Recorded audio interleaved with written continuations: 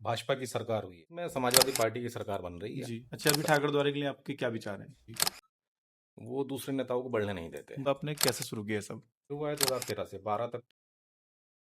Hello everyone, कैसे हैं आप सब? उम्मीद है कि आप सब अच्छे होंगे। एक बार फिर स्वागत है हमारी न्यू पॉडकास्ट में, जिसमें हमारे साथ एक युवा नेता मौजूद हैं जिनका चेहरा किसी का मोहताज नहीं है, आप सब लोग जानते हैं। और फिर भी मैं एक बार बता देता हूँ, इनका नाम है एडवोकेट अख्तर अली, जो कि ठाकुर द्वारा से बिलोंग करते हैं। जानते हैं इनसे, इनकी जर्नी के बारे में। तो सर, आपका हमारी पॉडकास्ट में बहुत बहुत स्वागत है। दिलशाद भाई, आपका बहुत बहुत शुक्रिया है कि आपने हमें इस काबिल समझा कि अपने पॉडकास्ट में हमें जी। बुलाया। एक बार अख्तर भाई हमारी ऑडियंस को अपना बताएं, राजनीति में आपने कैसे सफर शुरू किया? राजनीति का सफर ऐसे शुरू हुआ कि हम लोग जब एजुकेशन के लिए देहरादून में थे, तो जी। वहाँ हम देखते थे लोगों को, अपने यार दोस्तों को, जो वहाँ हमारे सीनियर थे, हम्म। पॉलिटिक्स में थे, वो समाज सेवा करते थे। हम्म। और एक पॉलिटिक्स एक ऐसा प्रोफेशन है जी। जो समाज के लिए, दबे कुचले लोगों के लिए, वंचित समाज या जी। जो भी परेशान हाल लोग हैं जी। उनके जी। लिए करते थे वो लोग काम। तो हमें भी अच्छा लगता था, हमें भी एनर्जी मिलती थी कि यार हम भी, जब ये जी। हमारा लोग पूरा हो जाएगा तो हम भी जी। इस फील्ड में जाएंगे, इस प्रोफेशन में जाएंगे जी। और गरीब के लिए, मजदूर के लिए, मजलूम के लिए, जी। वंचित समाज के लिए काम करेंगे, जो परेशान हाल है उनके लिए काम करेंगे। जी। बस यही नहीं, सब अच्छा, बाकी आपके माइंड में ये फर्स्ट टाइम कब आया कि मैं एक नेता बन सकता हूँ, ये बनूंगा? ये जब एक बार दिल्ली में हम अखिलेश भैया से मिले थे, जी। First time. फर्स्ट टाइम दूर से देखा था, जी। तो देख के काफी प्रभावित हुए। जी। तो हमने सोचा कि यार कुछ करना कब चाहिए। की बात है ये? ये लगभग 2012 की बात है, जी। जब वो सीएम थे। हम्म। नई नई सरकार बनी थी, जी। हम भी दिल्ली गए हुए थे। हम्म। तब उनसे दूर से जी। मुलाकात हुई थी, कोई ऐसा नहीं कि हम मिले हैं उनसे, पर देखा था उन्हें। जी। तब तो जो आपका ये राजनीति का सफर है, कब से स्टार्ट हुआ है? ये हुआ है 2013 से 12 तक, तो मतलब एजुकेशन पूरी हुई। जी। हुआ है 2013 से 12 तक, तो मतलब एजुकेशन पूरी हुई। जी। देहरादून लॉ कॉलेज जो है, वहाँ से लॉ किया हमने। जी। अभी एलएलबी किया। हम्म। उसके बाद 13 से हमने पार्टी ज्वाइन कर जी। ली। अख्तर भाई, जैसे कि आपने बताया कि एलएलबी कंप्लीट करने के बाद आपने राजनीति में जो सफर स्टार्ट किया था, तो वो बिल्कुल। कैसा रहा एकदम से? जैसे कि एक एलएलबी करने वाला कोई लॉयर होता है और एकदम से राजनीति में आना, तो एक ये थोड़ी सी कमाल की बात मुझे लग रही है। तो आपने कैसे शुरू किया ये सब? नहीं, एलएलबी मतलब लॉ प्रोफेशन और जी। पॉलिटिक्स जी। दोनों सेम है, दोनों समाज जी। सेवा के लिए हैं। जी। पहले जो लॉ प्रोफेशन था वो हुँ। सिर्फ गरीबों की मदद करने के लिए, जो परेशान है जी, उसकी जी। करने हुँ। के लिए ही था। जी। और आज भी लोग करते हैं। जी। और उसी का सिनोनिम या एक पर्यायवाची शब्द मान लीजिए जी, जी। कि पॉलिटिक्स है। जी। तो इसलिए दोनों चीजें कर ली। अच्छा, आपके प्रभावित किस नेता से हुए सबसे ज़्यादा आप? अखिलेश यादव जी। क्या उनकी ख़ास बातें ऐसी लगी? खास बात है, कभी आप मुलाकात करना उनसे, जी। आप हाँ, मौका अमाउंट भी लगेगा नहीं तो भूल बिल्कुल। पाओगे उन्हें, अच्छा। सिर्फ एक मुलाकात में। जी। वो ऐसी शख्सियत है जी। कि हिंदुस्तान में ही शायद कोई ऐसा नेता हो जी। जिससे लोग इतने प्रभावित होते हैं। अच्छा, फर्स्ट टाइम आपकी उनसे बात कब हुई? फर्स्ट टाइम बात हुई थी हमारी 2017 के चुनाव में, जी। मुलाकात हुई थी। 2012 में आपने उनको देखा था हाँ, और 17 में 17 में मुलाकात हुई मुलाकात हुई। कैसे लगे बात करने में? थी। बात करने में हीरो है वो, जी। युवाओं के तो हीरो हैं। जी। अख्तर भाई, पॉलिटिक्स में आने के बाद एक नेता के लिए सबसे ज़्यादा मुश्किलात क्या होती है? सबसे बड़ी मुश्किल तो यही होती है कि जो और नेता होते हैं जी। वो दूसरे नेताओं को बढ़ने नहीं देते। जी। सबसे बड़ा तो एक दुःख है ये। दुख है, दुख जी। नहीं है, एक मतलब एक, मान लीजिए एक एक पहाड़ हाइप का। टाइप की हाँ, माइंड में लोगों की रहती है कई बार। रहती है कि कोई नहीं जी। बढ़ना चाहिए, हुँ। बहुत है, ठाकुर द्वारा में भी है, जी। मुरादाबाद, मतलब पूरी हर मतलब जगह पूरे आपको हर जगह मिलेगी। जहाँ पॉलिटिक्स है वहाँ है। जहाँ पॉलिटिक्स होगी वहाँ ये जी। चीज, ये जरूर मिलेगा जी। आपको। अच्छा अख्तर भाई, जो ज़मीनी स्तर पे नेता लोग काम करते हैं, तो उसमें कैसा बैलेंस बनाते हैं चीज़ों को? जमीनी स्तर पर सिर्फ यही है कि आप जनता के संपर्क में रहिए। जी। जनता की कोई इतनी ख्वाहिशें नहीं होती हैं, कोई जी। इतनी डिमांड नहीं होती है। हुँ।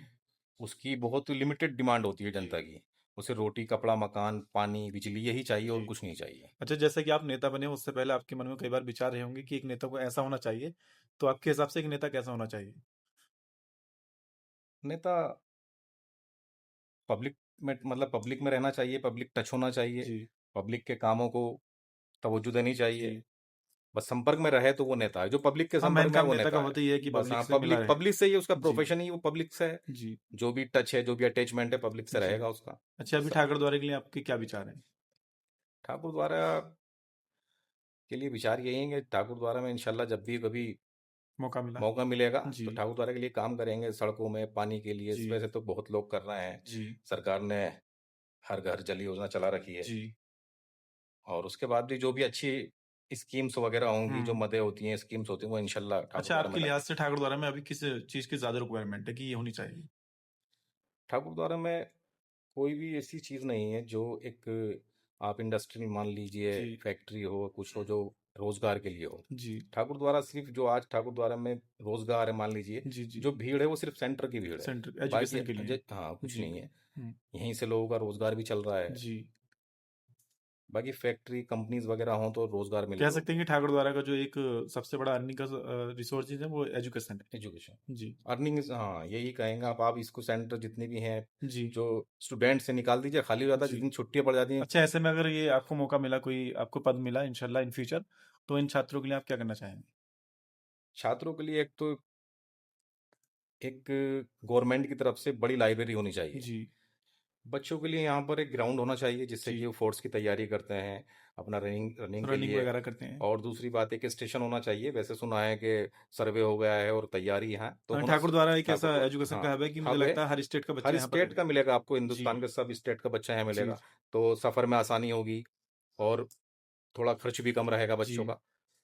और एक लाइब्रेरी होनी चाहिए, फ्री ऑफ कॉस्ट हो, वो जी कभी भी बच्चा आए अपना पढ़े और चला जाए, और बड़े स्तर पर होनी चाहिए। जी। अख्तर भाई, हाल ही में मैंने आपकी एक रील्स देखी थी सोशल मीडिया पर, जो आपके साथ अखिलेश जी थे, तो वो क्या था, थोड़ा सा बताएंगे एक बार? वो हाल ही में 22 अप्रैल की है, लास्ट वीक की वो। जी उसमें क्या है कि अखिलेश जी ने जो उत्तर प्रदेश की सुरक्षित सीटें हैं, जी 80 जी सीटें हैं, जी उसमें जो समाजवादी पार्टी सीटें हारी हुई हैं, जी जी उन प्रत्याशियों को बुलाया गया था, जी और उन विधानसभाओं के प्रभारियों को बुलाया गया जी था। हम भी प्रभारी हैं। जी नेटवर्क विधानसभा है बिजनौर जिला में एक, जी जो जी सुरक्षित है। वहाँ समाजवादी पार्टी 2022 के चुनाव में पराजित हो गई थी। जी जी तो वहाँ हमारी ड्यूटी लगी हुई है, वहाँ का जी। प्रभारी बनाया है हमें। हम्म। और वहीं हम लगभग 1 डेढ़ महीना काम करेंगे, वो जी रिपोर्ट बनाकर भैया को जी। सौंपेंगे। अच्छा, तो ऐसे में अखिलेश जी ने आपके ऊपर कौन कौन से जिम्मेदारियां जो आपके ऊपर रखी हैं? मैं समाजवादी पार्टी में यूथ ब्रिगेड में राष्ट्रीय सचिव हूँ, जी और हाल फिलहाल में ही नेटवर्क विधानसभा का प्रभारी बनाया अच्छा है जी, मुझे। ये पद आपके पास कब से है, ब्रिगेड वाला? लगभग 3 साल हो चुके हैं। जी, कैसा फील करते हो पद रखने के बाद? बढ़िया बढ़िया, अच्छा मज़ा जी आता है काम करने में। जी। हाँ, बढ़िया करता है। इससे पहले भी आजमगढ़ वगैरह, कन्नौज, हाँ, मैं देखता बदायूं, रहता हूँ आपकी रील, हाँ आप कई अखिलेश जी के जगह साथ भेजा कई है। बार देखने को मिलते रहते लोकसभा हैं। चुनाव में कई जगह जी ड्यूटी लगी, कई जगह बनाया गया, जी जिम्मेदारी दी गई, हमने वहाँ जाकर काम भी किया। जी। अच्छा, हाल ही में मैंने एक रील और आपकी देखी थी बिजनौर की, आई थिंक वो है, तो उस रील का क्या पर्पस था, जो आई थिंक मुझे लगता है अम्बेडकर जी की जयंती पर? हाँ हाँ, हाँ। वो 9 तारीख में हमारी पहली मीटिंग हुई थी जी बिजनौर में, जिला कार्यालय पर। जी और भैया ने एक आदेश दिया था कि जो भी सुरक्षित सीट है, जी जी। वहाँ पर हर बूथ पर हम्म। अंबेडकर जी की जयंती का आयोजन होना है, जी बाबा साहब का जयंती का आयोजन होना है जी वहाँ जी। पर। तो हमने लगभग एक हफ्ता वहाँ काम किया, हम्म। और विधानसभा नेटवर्क में सभी जी। बूथों पर, हम्म। वहाँ पर जो सेक्टर बना के हमने काम किया, हर गांव में हमने हम्म। अंबेडकर जयंती बनाने का काम किया। जी। अच्छा, ऐसे में आपको जयंती के दौरान कोई दिक्कत वगैरह का सामना तो नहीं करना नहीं पड़ा? नहीं, कुछ नहीं। वहाँ नेटवर्क विधानसभा जो है, ऐतिहासिक विधानसभा है, जी लोगों जी। ने बड़ी मोहब्बत दी, हम्म। और बड़ा मान सम्मान दिया। वहाँ पर जी बहुत अच्छे लोग हैं जी विधानसभा जी। के। हाँ, ये भी हो गया भाई। अख्तर भाई, जब भी ने एक सर्वे चल रहा था दैनिक भास्कर ने जो किया है, उसमें कई लोगों के नाम है, आप भी उसमें नामांकन थे, तो उसमें क्या प्रोसेस है? प्रोसेस कुछ नहीं, वो उन्होंने सोशल मीडिया से ही उठा लिया होगा, जी। जो भी रिपोर्ट उठाया। उसमें क्या रहता है? उसमें कुछ नहीं, एक सर्वे चलाया था जी। दैनिक भास्कर ने, हम्म। कि यहाँ की पब्लिक किसे पसंद कर रही है। अच्छा, मतलब एक तरीके और की उसमें वोटिंग थी वो हाँ, पब्लिक की। वोटिंग थी, वन जी। टाइम थी, एक हम्म। नंबर से एक ही बार हो सकती थी। जी तो उसमें काफ़ी लोगों के नाम थे, जी। मुजाहिद प्रमुख, इकबाल इंजीनियर, क्या महमूद रिस्पॉन्स रहा हसन, उसमें आपका? सलाउद्दीन मंसूरी, और मौजूदा विधायक जी हमारा भी जी था। जी। मगर हमने तो दिया नहीं था, मगर हो सकता है किसी ने रिकॉर्ड से उठा लिया हो, कहीं अच्छा से उठा अच्छा। लिया हो, एक जी सोशल मीडिया से। जी उसका रिजल्ट आया है, मगर ऐसे सर्वे कहाँ, अभी कुछ कह नहीं सकते जी जी। सर्वे। अच्छा, और अभी जैसे दूसरी बात कि रही प्रत्याशी होने की या जी टिकट जी। होने की, हम्म। तो जो भी आदेश माननीय राष्ट्रीय अध्यक्ष श्री अखिलेश यादव जी जी का जी। रहेगा, हम हम्म। लोगों के लिए सर्वोपरि है। जी किसी को भी हो, हम तो तन जी। मन धन से लग जाएंगे। अच्छा, 2027 करीब है, और विधानसभा इलेक्शन भी बहुत ज्यादा करीब है, तो इसको किस नजरिए से देखते हैं आप? स- सरकार बनेगी, गरीब की, मजदूर की, मजलूम की, जी। वंचित समाज की सरकार हम्म। बनेगी। और जो लोग परेशान हाल हैं, महंगाई से त्रस्त हैं, जी इस प्रदेश में नफरत इस कदर हावी हो चुकी है कि जी लोग त्राही त्राही मचा पड़ा है, हर जी जी जगह आदमी परेशान हाल है। जी। तो 27 में समाजवादी पार्टी की सरकार बनेगी जी, और एक खुशहाली आएगी, जी। फिर देश तरक्की करेगा, तरक्की के रास्ते पे जाएगा, भाईचारा कायम होगा। हुँ। बस यही दुआ है हमारी। अख्तर भाई, हाल ही में आपकी विधानसभा में एक मुद्दा बहुत ज़्यादा सोशल मीडिया पे वायरल हो रहा है कि आपकी विधानसभा में शायद कोई गाँव है, मैं उस गाँव को नहीं जानता हूँ। तो वहाँ पर बाबा साहब की एक मूर्ति को खंडित किया गया है, तो आप उसके बारे में हमारी ऑडियंस को थोड़ा बताएँ? वो मुद्दा नारायणपुर छंगा एक गांव पड़ता है हमारे यहाँ पर, जी, जी। ठाकुर द्वारा विधानसभा है, वहाँ पर है, वहाँ का है। वहाँ पर बाबा साहब की मूर्ति को खंडित किया गया हुँ, और दलित समाज के लोगों पर अत्याचार हुआ। वहाँ जी, पर महिलाओं को, लड़कियों को, बेटियों को मारा पीटा गया। और ऐसा नहीं है कि ये पहली घटना हुई है। हुँ, उत्तर प्रदेश में जब जब भाजपा की सरकार हुई है, जी, सबसे ज्यादा मूर्तियां जो खंडित हुई हैं भाजपा जी, जी। सरकार में ही हुई हैं, अच्छा, किसी सरकार में नहीं हुआ। जी। अख्तर भाई, आपने हमारे स्टूडियो में अपना कीमती समय दिया, इसके लिए तहे दिल से थैंक यू।